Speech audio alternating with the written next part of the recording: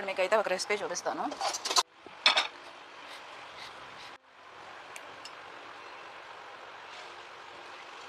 ఈ రెసిపీని ఏమంటారో నాకు తెలియదు, కానీ చేస్తున్నా.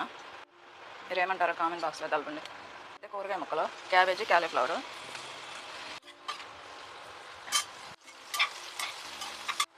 ఇవైతే పన్నీర్ ముక్కలు.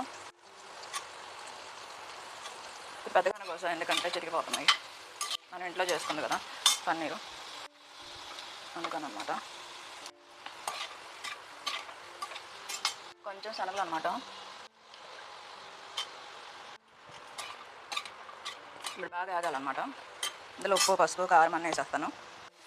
పసుపు, ఉప్పు, కారం మీకు తగ్గట్టు వేసుకోండి. కొంచెం ధనియాల పొడి, ఇవన్నీ పట్టేలా ఆగాలన్నమాట.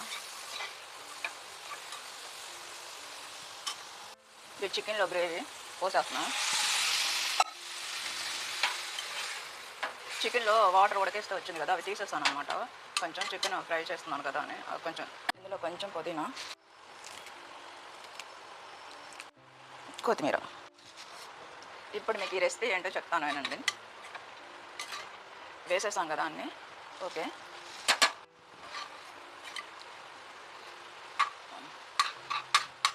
ఇందులో శనగలు వేసాను, క్యాలీఫ్లవర్ వేసాను, క్యాబేజ్ వేసాను, ప్లస్ ఇదేంటి పన్నీర్ వేసాను. ఇప్పుడు కోడిగుడ్లు పొరుతున్నా.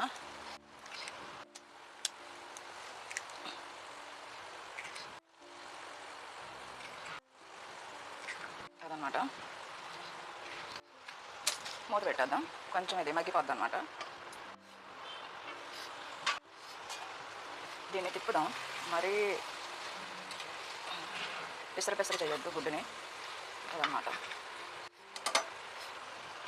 పడుతుంది, మొక్కకు పట్టుద్ది. తర్వాత మీరు దీని గురించి నేను మళ్ళీ చెప్తాను.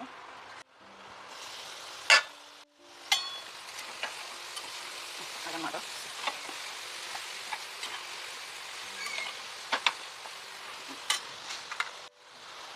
ఇప్పుడు ఇందులో గోధుమ రైస్ అనమాట.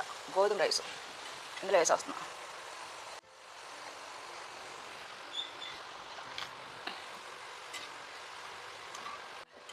ఈరోజు మాది టిఫిన్కి ఇది అనమాట.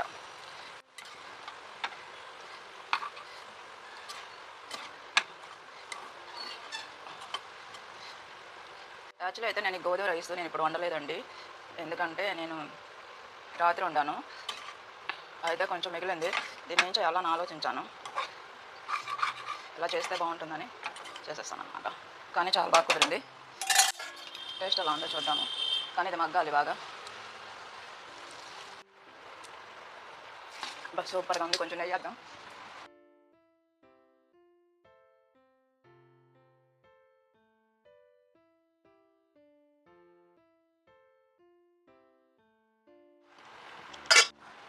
గోధుమ రవ్వతో ఫ్రైడ్ రైస్ లాంటిది అనమాట. దీన్ని ఏమంటారో నాకు తెలియదు. టిఫిన్కి అయితే ఈరోజు ఇదే.